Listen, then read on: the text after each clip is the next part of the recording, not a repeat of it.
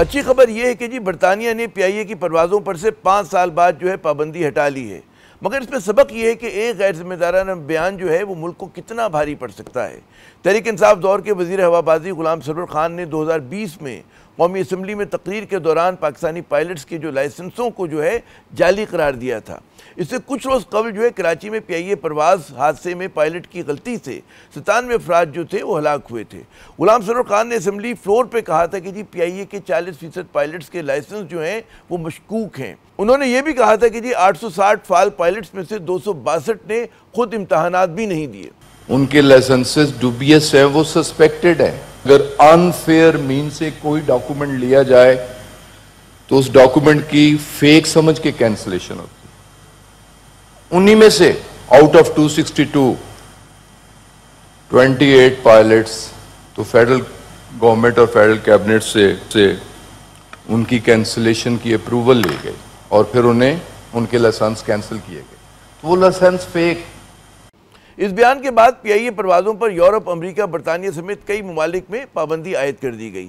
एक अंदाजे के मुताबिक कई अहम रूट्स की बंदिश से PIA को हर साल तकरीबन जो है 40 से 50 अरब रुपए का खसारा बर्दाश्त करना पड़ा, मगर गुलाम सरवर खान अपने मौक़िफ़ पर डटे रहे। उन्होंने कहा कि जी 262 में से 82 पायलट्स के खिलाफ कार्रवाई भी जो है वो की गई है।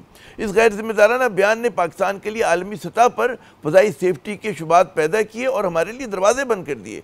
इस साल जो है जनवरी में काबीना ने गुलाम सरवर खान साहब के खिलाफ जो है तहकीकात का हुक्म दिया। वज़ीर-ए-आज़म शहबाज शरीफ ने काबीना में गुलाम सरवर खान के बयान को गैर जिम्मेदाराना करार दिया था, मगर सिर्फ 15 रोज़ के बाद ही उनके खिलाफ जो है तहकीकात रोक दी गई। जब इन्होंने लाइसेंस का इल्ज़ाम लगा दिया कि लाइसेंस जाली हैं, जबकि कोई लाइसेंस जाली नहीं था, कोई लाइसेंस जाली हो ही नहीं सकता। रोज़ पायलट्स जा रहे हैं यहाँ से छोड़ के, तो कोई काबिलियत होगी जब भी तो ले रहे हैं। 8303 का हादसा कोई सेटबैक नहीं था, मिनिस्टर साहब का बयान सेटबैक है जिसकी वजह से 4 साल हो गए हैं। उनको तो फांसी चढ़ाना चाहिए था। हुकूमत ने हक़ाइक़ तलाश करने वाली कमेटी को सिर्फ साख और मालियाती नुकसान का अंदाज़ा लगाने तक महदूद कर दिया। इसके पीछे क्या सियासी मसलहत थी ये शहबाज शरीफ साहब ही बेहतर जानते होंगे, लेकिन इससे कबल इस्लामाबाद हाई कोर्ट ने भी गुलाम सरवर खान के बयान पर उनके खिलाफ नाअहली की दरख्वास्त सुनने के बाद इस मामले में मुदाखलत से गुरेज किया था। यानी जो होना था वो तो हो चुका। गुलाम सरवर खान से कोई बासपुर्स ना हुई और वो तहरीक इंसाफ छोड़कर बड़े आराम से इस्तेकाम पाकिस्तान पार्टी में शामिल हो गए। रह गए पाकिस्तानी पायलट्स और कौमी एयरलाइन, तो उन्हें अपनी साख बहाल करने में 5 बरस लग गए। PIA जिसकी निजकारी की तैयारियां फिर ज़ोरों पर हैं, बरतानिया के लिए कब से महवे परवाज़ होगी, इसके लिए क्या चैलेंजेस और मौक़े हैं, बात करने के लिए हमारे साथ कौमी एयरलाइंस के तर्जुमान मोहतरम अब्दुल्ला हफीज़ खान साहब मौजूद हैं। अब्दुल्ला साहब बहुत शुक्रिया अपना कीमती वक्त देने का। मुबारक हो, PIA के लिए अच्छी खबर है। कब से जो है PIA बरतानिया की तरफ जो है महवे परवाज़ होगी? अनऑफिशियली 14 अगस्त से, लेकिन वो पता तब लगेगा जब परमिशन आ जाएंगी ना। अभी फाइल किए ना शेड्यूल, तो अगस्त के बस से आप कह दें कि जी मिड अगस्त से। सर पहले तो चलेगी ना सर इस्लामाबाद से मैनचेस्टर, इस्लामाबाद से मैनचेस्टर, अच्छा लाहौर मैनचेस्टर भी हो सकती है, उसके बाद फिर बर्मिंघम और फिर उसके बाद लंदन। उसका रीजन ये है कि लंदन के रूट्स जो है ना वो अभी अक्टूबर तक किसी के पास है, तो अक्टूबर में क्लियर होंगे तो फिर उसके बाद हम हीथ्रो की फ्लाइट बुक करेंगे। तो आप फरमा रहे हैं कि जी पहली बारी जो होगी इस्लामाबाद की आएगी, फिर लाहौर की आएगी, तो कराची को आप लोग हमेशा की तरह नजरअंदाज कर रहे हैं? जी, जब लंदन होगा ना, लंदन जब शुरू होगा तब वो कराची से कनेक्ट हो सकते हैं। मैनचेस्टर और बर्मिंघम तो आपको पता है ज्यादातर इस्लामाबाद के गिरदोनवाब वाले लोग वहाँ पे रहते हैं। अच्छा, अब ये बड़ा सवाल ये है कि क्या PIA के पास आपके फ्लीट में इतने जहाज हैं कि आप मतलब है कि एक अच्छी सर्विस दे सकें? जी सर, देखिए अब ऑलरेडी हम लोग ने ना जो इसके पेरिस ऑपरेशन के लिए हमने कोई जबरदस्त किस्म के जहाज प्रिपेयर रखे हुए हैं। उनकी केबन के अभी सब सारे रेट्रोफिट हुए हैं, उनकी एमिनिटीज भी चेंज हुई हैं। लॉन्ग स्टोरी शॉर्ट ये है कि वो सारे जहाज जो हैं वो ऑलरेडी प्रिपेयर्ड हैं, क्योंकि हम तो एक्सपेक्ट कर रहे थे कि अप्रैल से हमारी फ्लाइट चलेगी इधर की। और वो तादाद जहाज़ों की वो कोई इशू नहीं है सर। देखिए क्वाइट फ्रैंकली नए जहाज आपको चाहिए उसका यूके का रूट पूरा बढ़ाने के लिए, जितना आपको पहले था उतना चलाने के लिए। लेकिन अब आपको ये भी पता है ना कि सर हम प्राइवेटाइजेशन के अंदर है, तो प्राइवेटाइजेशन के अंदर चूंकि जहाजों के एक्विजिशन एक लॉन्ग टर्म प्लान होता है, वो एक साल के एग्रीमेंट नहीं होता। 6 साल 7 साल का एग्रीमेंट है और उस एग्रीमेंट से निकलना आसान नहीं होता। तो लिहाजा हुकूमत ने ये डिसीजन जो है उस पार्टी पे छोड़ दिया जो क्या कि PIA को एक्वायर करेगी। तो जो भी आएगा उसके पास जो पहले डिसीजंस लेने होंगे ना, उस पर फ्लीट भी होगा कि फ्लीट को किस तरह इंप्रूव करना है और कहाँ उसने फ्लाइटें बढ़ानी है। यूके को किस तरह, जितना हम पहले 23 फ्लाइटें ऑपरेट करते थे हफ्ते की, तो वो 23 फ्लाइटें तो लेके जाने के लिए डेफिनेटली फिर आपको जहाजों की जरूरत पड़ेगी, लेकिन ये डिसीजन ऑब्वियसली अब प्राइवेटाइजेशन के बाद ही होगा। वैसे ही जो रूट खुलने से, यूरोप का रूट खुल गया, आपका बरतानिया का खुल गया, कनाडा आप लोग पहले भी जा रहे थे, ठीक है ना, तो अब उसके बाद इसकी प्राइवेटाइजेशन जो है आप समझते हैं कि ज़्यादा अट्रैक्टिव हो गया है? ये ऑब्वियस सी बात है, ऑब्वियसली बात है ना सर। देखिए, समझना ये पड़ेगा कि हमारा जो अर्निंग पोटेंशियल बढ़ गया, जब अर्निंग पोटेंशियल बढ़ा तो बिग वैल्यू भी बढ़नी चाहिए। यानी अगर वो पहले लेट्स सपोज 250 अरब की कंपनी उठा रहा था जो कि साल का 250 अरब कमाती है, अब उसको 280-290 अरब रुपए की कंपनी मिल रही है, वो भी यानी अगर लिमिटेड ऑपरेशन के साथ भी अगर मैं आपके साथ बात करूं तो फिर उस हिसाब से वैल्यू ऊपर जानी चाहिए। तो आपका कहने कि ये जो रूट है बरतानिया का, ये 40 अरब रुपए का रूट है, ये समझूं मैं? जब पाबंदी हुई थी तब 40 अरब का। अच्छा, और अब आपका क्या एस्टिमेट है? अगर लेट्स सपोज इन्फ्लेशन को मैं डालूं, जो फेयर्स इंक्रीज हुए उसको भी डालूं, और अगर उतनी ही फ्लाइटें हम चलाएं जितनी हम पहले चलाते थे, तो अब तो ये 70 अरब रुपए का रूट है। लेकिन कहने का मकसद ये है कि 70 अरब आपको एकदम नहीं मिलेगा ना, आपको ग्रेजुअली, अब वो आपने 5 साल से वो रूट बंद है, वो पूरा नेटवर्क आपका टूटा हुआ है, उस तमाम चीजों को बहाल करने में, 23 परवाजों के ऊपर दोबारा आने में it will take some time. अच्छा, अच्छे दिनों में आप लोगों की कितनी वो जब पूरा ऑपरेशन आपका चल रहा होता था तो कितनी फ्लाइट्स जाया करती थी, और अब जो आप शुरू करेंगे दोबारा तो कितने से शुरू करेंगे? और पीक पे जाने में ज़ाहिर है कि वो प्राइवेटाइजेशन से पहले तो मुमकिन नहीं है, तो कितना आप लोग जो चलाएंगे तो कितना कम, कितना महदूद करके चलाएंगे उसको? देखिए, एक्सपेक्टेशन ये है कि मिनिमम 4 फ्लाइट्स तो होनी चाहिए मैनचेस्टर की, इस तरह बर्मिंघम की फ्लाइट भी होनी चाहिए, और लंदन की भी एटलीस्ट 3 परवाजें तो होनी चाहिए। ठीक है, अब 23 के मुकाबले में अगर आप इमेजिन करें तो हम 7 या 8 मिनिमम फ्लाइट के साथ हम समझते हैं कि हमें यूके जैसे हमें स्टार्ट करना चाहिए, 7 या 8 फ्लाइटें मिनिमम आपकी होनी चाहिए। जब हमने बंद किया तो उस टाइम पे पेरिस के लिए 4 फ्लाइटें ऑपरेट होती थी, वो भी शेयर्ड। 2 फ्लाइटें बार्सिलोना पेरिस थी, 2 फ्लाइटें मिलान पेरिस थी। पेरिस हमने 2 से शुरू किया, 3 हो गई, चौथी फ्लाइट उसकी लगने वाली। तो पेरिस तो हम आहिस्ता आहिस्ता तकरीबन फुल कैपेसिटी पे आ जाएंगे। अभी आगे ऑस्लो कोपेनहेगन भी पड़ा है। सो पॉइंट है कि जहाज अगर होना तो फिर आप इसको फुल कैपेसिटी पे जाना मेरे ख्याल में 6 महीने या 10 महीने का काम है। अगर जहाज ना हो तो फिर आपको प्रायोरिटाइज करना पड़ता है। फिर आपको अच्छा, अब अगर ये बता दें मैं जाते जाते कि कितने जहाज कम है आप लोगों के पास वक्त पूरे ऑपरेशन के लिए?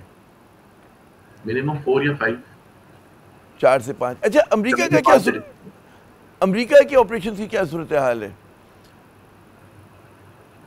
अच्छा, अमेरिका का ऑपरेशन हमने बंद किया था 2017 में जी, और उस टाइम पे सबसे ज्यादा हमें जो चैलेंज था ना वो ये था कि वो चूंकि हमें वाया पॉइंट जाना पड़ता था, हमें मैनचेस्टर में स्टॉप को लेना पड़ता था सिक्योरिटी की लैंडिंग के ऊपर, क्योंकि पाकिस्तान से डायरेक्ट परमिशन नहीं थी हमें यूके की फ्लाइट्स की, ठीक है, यूएसए की फ्लाइट की। तो हमें मैनचेस्टर के ऊपर जाके प्री क्लियरेंस या स्क्रूटनी करानी पड़ती थी। तमाम मुसाफिर भी जहाज से उतरते थे, वो दोबारा सिक्योरिटी क्लियर होते थे, कार्गो और वो भी उतरता था, बैगेज भी उतरता था। अब अगर हमने यूएस की फ्लाइटों की बात की तो हम उनसे पहले बात करेंगे कि हमें डायरेक्ट फ्लाइट की परमिशन दें। डायरेक्ट फ्लाइट की परमिशन मिलेगी तब ये रूट ऑपरेट होगा।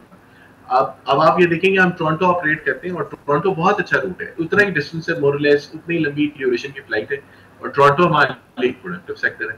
यूएस हमारे लिए प्रोडक्टिव नहीं होता क्योंकि उसके लिए वहां पे डायरेक्ट फ्लाइट नहीं। डायरेक्ट फ्लाइट हो तो ये भी प्रोडक्टिव हो जाएगा। बहुत बहुत शुक्रिया अब्दुल हफीज़ साहब, आपने अपना कीमती वक्त दिया। नाजरीन की अच्छी खबर तो हमने सुन ली। यहाँ पे एक वक्फा लेते हैं, वक्फे के बाद जब दोबारा हाजिर होंगे तो कुछ पाकिस्तान के सियासी दुखों पे बात होगी। हमारे साथ रहिएगा। तो जनाब, PIA की अच्छी खबर के बाद कुछ खबर लेते हैं कि जी सियासत में क्या हो रहा है। जहाँ पे मैदान सियासत की अगर आप बात करें तो तहरीक इंसाफ की एहतजाजी तहरीक का बड़ा इस पर शोर हुआ है, लेकिन इसको बदकिस्मती कहें आप तहरीक इंसाफ की कि उस कहते हैं तहरीक के एहतजाज के एजेंडे की जगह, उसकी तैयारियों की जगह जो खबरें ज़्यादा मीडिया पे जोर कहते हैं ना नज़र आ रही हैं वो है उनके इख्तलाफात की खबरें। यकीनन हुकूमत के लिए जो तहरीक है, एहतजाज है, चैलेंज होगा, लेकिन उससे कहीं बड़ा चैलेंज जो है ये तहरीक इंसाफ के लिए साबित होगा कि क्या वो मौसर अंदाज में एहतजाज कर सकेंगे अपने कायद या अपने रहनुमा इमरान खान की ख्वाहिश के मुताबिक। ये एक सवाल है, और ये भी उसमें सवाल होगा होगा कि जनाब ये इस मरतबा जो उनकी हिकमत अमली में तब्दीली है वो कितनी मौसर होगी, क्योंकि आपको याद होगा कि जब भी माजी में लोग एहतजाज करते थे तो एक यलगार करते थे इस्लामाबाद के ऊपर, एक बड़ा एक उनका लॉन्ग मार्च हुआ करता था। इस मरतबा इनका इरादा है कि जी तहरीक को पूरे मुल्क में फैलाएंगे। तो बात करने के लिए हमारे साथ मौजूद हैं जनाब जुनैद अकबर खान साहब, सदर हैं PTI खैबर पख्तूनख्वा के, सीनियर लीडर हैं। बहुत बहुत शुक्रिया जुनैद साहब अपना कीमती वक्त देने का। एहतजाज की तैयारियों के बजाय, जैसा मैं भी अपने उसमें इब्तिदाई कलमात में कह रहा था कि ज़्यादा खबरें जो ज़ोरों पर हैं वो आपकी पार्टी के इख्तलाफात की हैं। गलती आप लोगों से कहाँ पर सरजद हुई? बिस्मिल्लाहिर्रहमानिर्रहीम। पहले तो ये मैं बता दूं कि मीडिया वही चीज़ लेके आती है जो वो बेच सकते हैं, और बदकिस्मती इस मुल्क की ये है कि हम तो इसको जमहूरी मुल्क समझते हैं, लेकिन सबको पता है कि मीडिया को कौन कंट्रोल करता है, किस तरह करता है, किस तरह खबरें चलाती है। वही खबरें मीडिया पे ज़्यादा आती है जो PTI को वो कमज़ोर करने की होती है।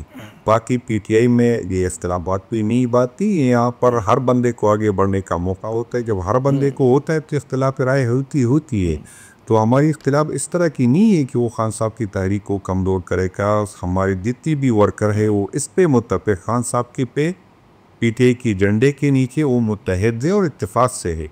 तो ऐसी कोई बात नहीं है कि पार्टी के, लेकिन चूँकि मीडिया बदकिस्मती ये है कि वो हमारी पॉजिटिव चीज़ों को तो नहीं चलाते, लेकिन थोड़ी सी नेगेटिव चीज़ उसके हाथ आती है तो उसको इतना उछाला जाता है। पार्टी हम जिस दिन भी आपने देखा कि लाहौर हम सब गए थे, चाहे जिसके इख्तिलाफ हो या इख्तिलाफ ना हो, सब है सारी की भी क़ियादत वहाँ इकट्ठे बैठी, वहाँ हमने बात की।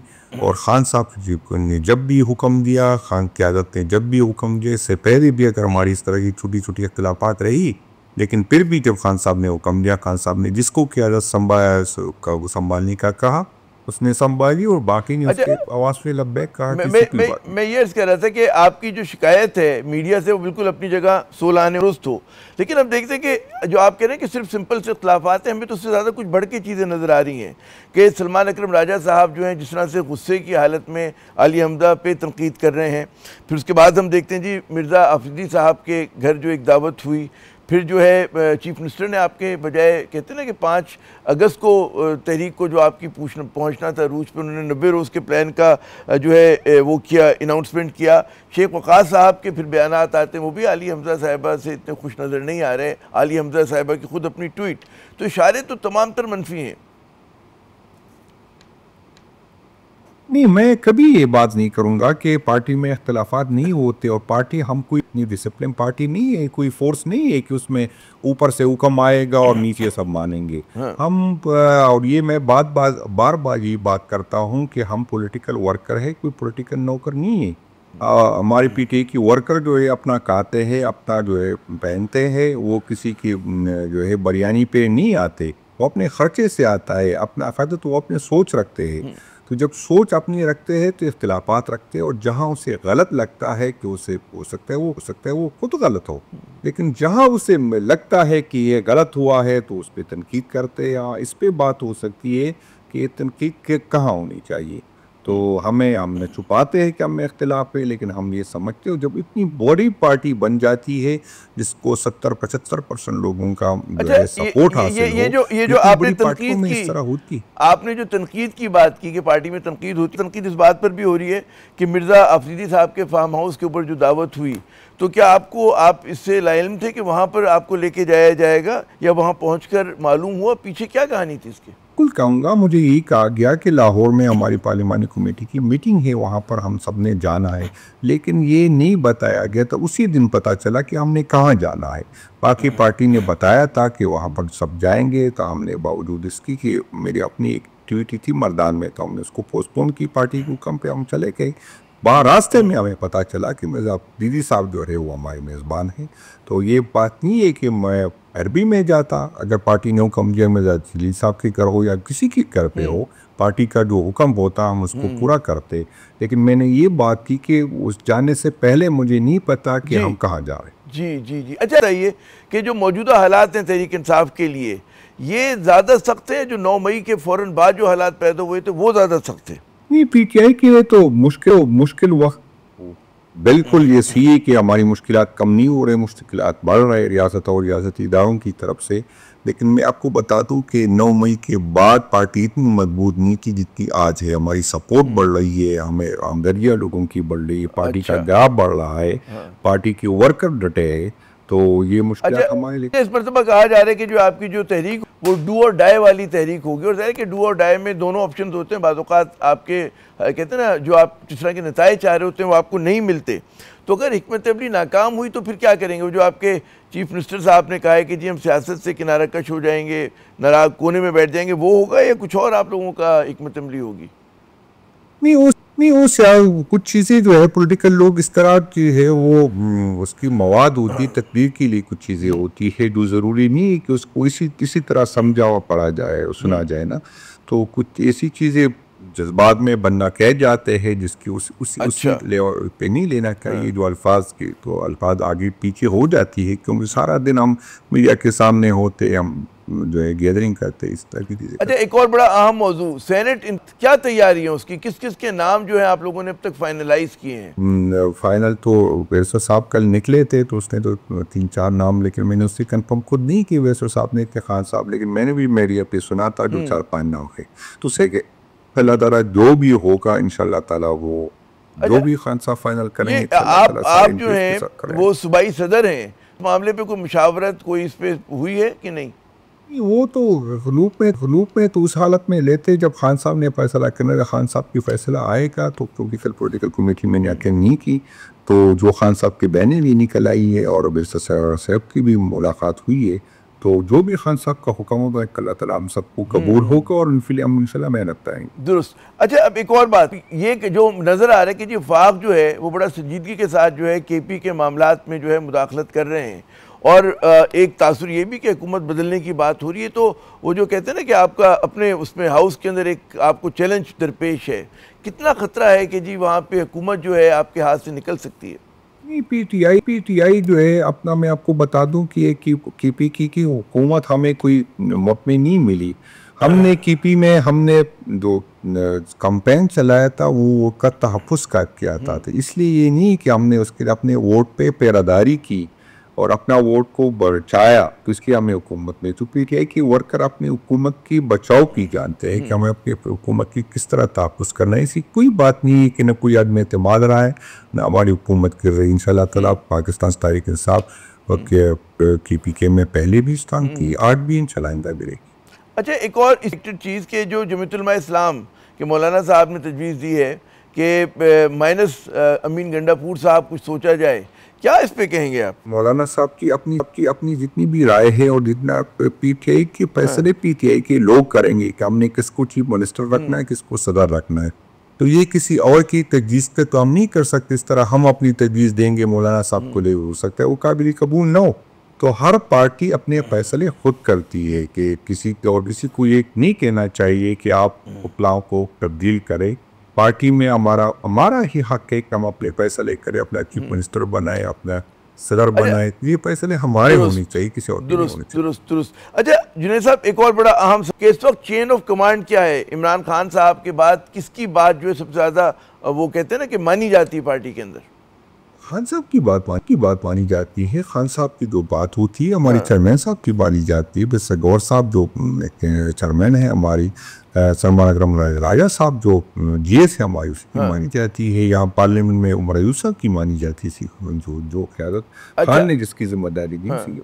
दुरुस्त। अच्छा, मैं फवाद की जो एक तजवीज़ पढ़ा था, उन्होंने कहा जी पुराने दोस्त सब मिलकर जो है कोशिश करें कि इमरान खान को रिहा कराया जाए, शाह महमूद कुरैशी साहब को, और मतलब है कि और जो आपके दीगर रसीरान हैं, एजाज चौधरी साहब, महमूद रशीद साहब, फिर यास्मीन राशिद साहिबा और उमर चीमा भी है, उनका भी नाम लिया।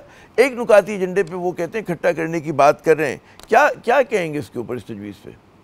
नहीं, उसकी पार्टी है, उसकी राय के एहतराम है, उसका पार्टी के साथ अच्छा वक्त गुजरा है, तो बिल्कुल क़यादत उस पर बात पे सोचनी चाहिए, लेकिन वो फैसला तो क़यादत ने करना है। साहब का मैं सुन रहा था कि उन्होंने कहा जी 22 करोड़ रुपए जो है वो एक सेनेटर को मुंतखब कराने के लिए बोली लग रही है, तो PTI में भी क्या कोई भाव ताव हो रहा है, नहीं हो रहा?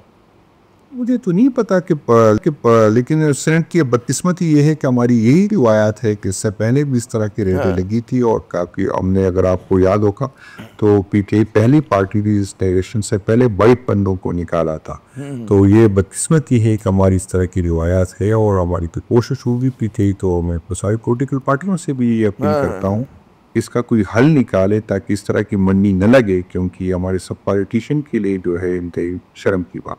हमारी तो यही कोशिश होगी कि हमारा कोई भी जो है सेनेटर साहब के पैसे सियासतदानों के लिए ही किसी नहीं, के पास है तो अच्छी बात है, लेकिन कभी हम इस कल्चर को नहीं प्रमोट करेंगे और हमारी ये ख्वाहिश होगी कि और इंशाल्लाह हमें अपनी केस पे भी उम्मीद है कि हमारे अर्ज कर रहा था कि सिर्फ सियासतदानों के लिए नहीं बल्कि पारियत के लिए बड़ी बदनामी की बात है कि जिस तरह बोली ठोली लगने लगे अगर सेनेटर्स की, तो बड़ी खतरनाक बात है। मेरा आखिरी सवाल, वो आपने भी इस मसले को उठाया था कि बैरिस्टर सैफ साहब जब चाहें मिल लेते हैं लेकिन आपको नहीं मिलने दिया जाता, तो इसको कौन रोकता है? विद इन द पार्टी रोका जाता है या वो लोग जिनको जो कहते हैं इजाज़त देते हैं मुलाकात की वो रोकते हैं? तो उसमें मैं क्या कह सकता हूँ, बदकिस्मत ये है अगर पॉलिटिकल लोगों को आप नहीं मिलने देंगे, जिसके नाम पे मैं एमएनए बना हूँ, जिसके वजह से मैं सूबाई सदर बना हूँ, जिसकी रहनुमाई की पार्टी को जो सबसे बड़ी पार्टी है, जो टीपी में 70-80% लोगों की उसको सपोर्ट है, अगर उस पॉलिटिकल पार्टी को रियासती इदारे मिलने नहीं दे रहे उसके अपनी क़यादत के साथ उससे रहनुमाई लेने की, तो इस वजह से फिर गैप आएगा और फिर इस तरह होगा कि जब पूरा एतमाद उठ जाएगा, इदारों से लोगों का एतमाद हो जाएगा और फिर वही क़ुव्वतें मजबूत होंगी जो पार्लियामेंट को यकीन नहीं रखती। तो इससे हमारे नहीं है लेकिन इस मुल्क का नुकसान। बहुत बहुत शुक्रिया जुनैद अकबर साहब। आप नाज़रीन गुफ्तगू सुन रहे थे जुनैद अकबर ख़ान साहब की। यहाँ पर एक हम वक्फ़ा लेते हैं, वक्फ़े के बाद जब दोबारा हाजिर होंगे तो हमारे साथ होंगे पाकिस्तान पीपल्स पार्टी के सीनियर रहनुमा मोहतरम नवेद कमर साहब। उनसे कुछ बात करेंगे, कुछ मईशत की भी बात करेंगे और ये जो बेचैनी फैली हुई है हमारे कारोबारी तबके में उसकी भी बात करेंगे। और ज़ाहिर अवाम भी बहुत बेचैन है कि तेल की कीमतें बढ़ रही हैं और पता चला शुगर माफिया जो है वो अपनी टर्म्स को डिक्टेट कर रही है। इन सब बातों पर बात होगी लेकिन वक्फ़े के बाद। तो जनाब हमारे जो ताजिर हैं पाकिस्तान के वो टैक्सेशन पॉलिसी से बहुत नाराज़ हैं। आवाम को जो है महंगाई ने बिल्कुल अदमुआ करके रख दिया है। चीनी महंगी है और अब तेल भी जो है माशाल्लाह उसकी कीमत में भी इजाफा हो गया है। हुकूमत जो है शहबाज शरीफ साहब की पहले कहते हैं ना चीनी बरामद करती है, फिर दरामद करने का उसका इरादा होता है, फिर वो जनाब एक कहती है जी हम 3 लाख टन करेंगे, 5 लाख टन करेंगे, फिर उस हदफ को जो है घटा देती है। आलमी मंडी में तेल की कीमतों में जो है क्रूड ऑयल की तेज़ी नहीं है लेकिन पाकिस्तान में जो है बहुत ज़्यादा तेज़ी है। आखिर हो क्या रहा है? IMF की जो डिक्टेट्स पे कहा जा रहा है कि जी हर फैसला जो है वो किया जाता है। हम पूछते हमारे साथ मौजूद हैं सैयद नवेद कमर साहब, सीनियर रहनुमा है पाकिस्तान पीपल्स पार्टी के, चेयरमैन है नेशनल असम्बली की स्टैंडिंग कमेटी ऑन फाइनेंस के, और ज़ाहिर है कि पाकिस्तान पीपल्स पार्टी जो है वो शहबाज हुकूमत की सबसे बड़ी इत्तेहादी और उनकी सपोर्टर्स में से है। बहुत बहुत शुक्रिया नवेद कमर साहब अपना कीमती वक्त देने का। तो ये ताजरों वाले दुख से बात शुरू करते हैं कि गुज़िश्ता रोज़ जो इजलास भी हुआ उसकी सदारत जो थी वज़ीर ख़जाना ने की, लेकिन हुकूमती प्रेस रिलीज आया वो कह रहा था कि जी मामला तय हो गए। लेकिन फिर हमारी लाहौर चैम्बर के सदर साहब से बात हुई, उन्होंने कहा नहीं जनाब मामला तय नहीं हुए और हम लोग तो हड़ताल करेंगे 19 को। क्या कहेंगे कि इतना चीज़ें जो है पेचीदा क्यों हो गई हैं? मेरा ख्याल है कि इसमें कुछ हद तक मिस हैंडलिंग कुछ जो है वो सही तरह से चीज़ें कन्वे करना वो नहीं हुई। जो ये सारा मामला है जिस पर स्ट्राइक्स की कॉल आ रही है वो एक हद तक तो जो हिस्टोरिक रीजंस हैं कि लोगों को किसी पे एतबार नहीं है, FBR पे नहीं है, वहाँ जो IO होता है उस पर एतबार नहीं है, तो हर एक का जो कंसर्न है वो ये है कि मिसयूज होगा ये लॉ। हालांकि इसका प्राइमरी जो टारगेट है वो तो सेल्स टैक्स फ्रॉड का है और उसमें जो लॉसेस होते हैं, लेकिन जिन लोगों का सेल्स टैक्स से वास्ता भी नहीं है वो भी घबराए हुए हैं कि पता नहीं इनको पावर्स मिल गए वो हमारा क्या करेंगे। जो मास स्केल लोगों का खदशा है कि अरेस्ट शुरू हो जाएंगी, I don't foresee that happening. अच्छा, बड़ी दिलचस्प बात है इस मामले पे। लेकिन ये बताइए कि आपकी जो स्टैंडिंग कमेटी उसका क्या किरदार रहा कि वो लॉ की तरह से उसके ऊपर स्टैंडिंग कमेटी के सामने जो बिल आया था जी उसमें कोई भी सेफगार्ड्स नहीं थे। ये जो हम स्टेजेस बता रहे हैं और कमेटी बता रहे हैं और एक बंदा नहीं डिसाइड करेगा, सारे लोग डिसाइड करेंगे, उसके बाद भी जो लीव्स हैं उसके बाद वो उसमें से कुछ भी नहीं था ओरिजिनल एक्ट में।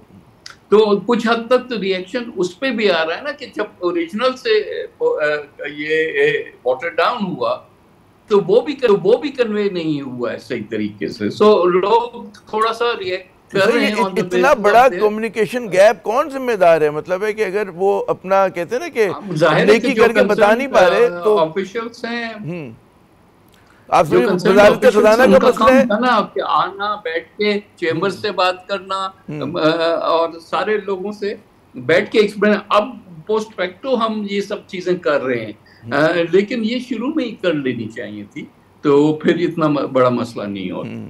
अच्छा, तो मतलब है कि ये किसकी जिम्मेदारी? एफबीआर के चेयरमैन आके बता रहा हूँ, वजीर खजाना बता रहे हो, कौन कम्युनिकेशन? जी, वजीर खजाना का काम है, एफबीआर के चेयरमैन का काम है, प्राइम मिनिस्टर तो ये तो लोग हैं।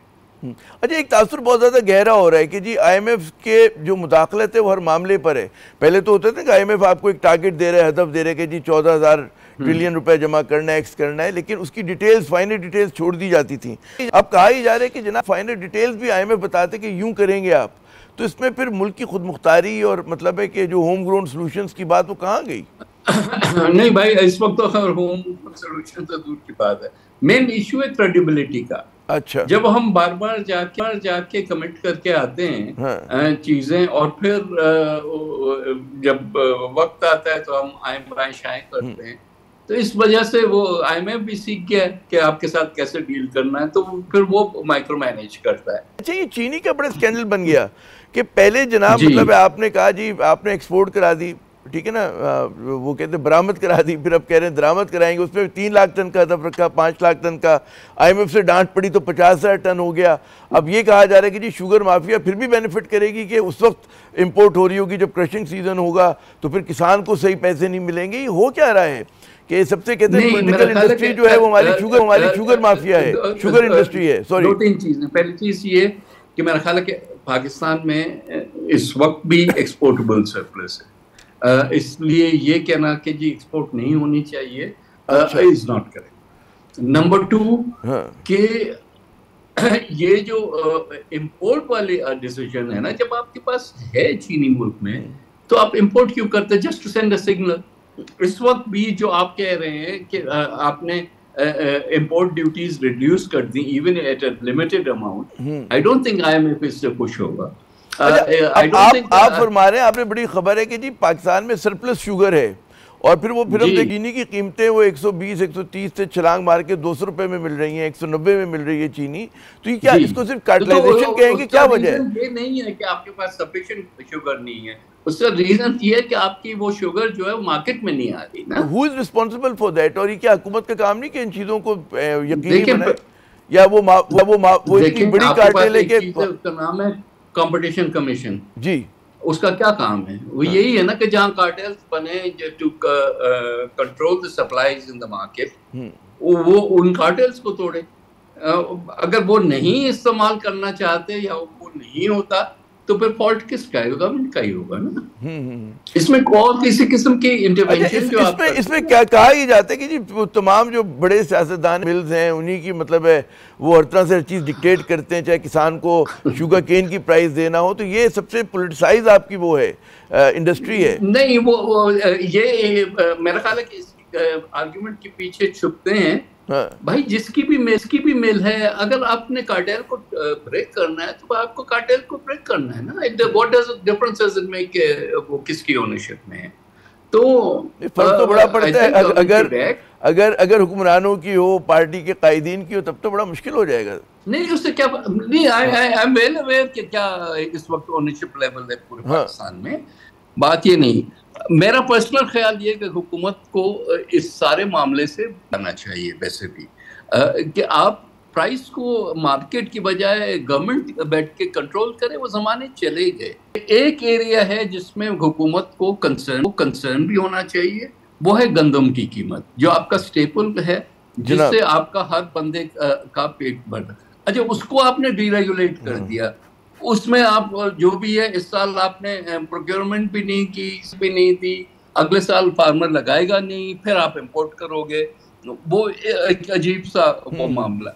लेकिन शुगर जिसमें हुकूमत का कोई काम नहीं भाई। एक्सपोर्ट हो तो हो, इंपोर्ट हो तो हो, आपका क्या काम है? आपको क्या पता कि क्या नहीं, लेकिन अगर उसमें होर्डिंग अगर होने लगे बहुत ज्यादा, अरे क्यों वक्त मेरे सेगमेंट का खत्म हो रहे से मुझे बताइए फेयर प्राइस क्या आपके नजदीक होनी चाहिए शुगर की?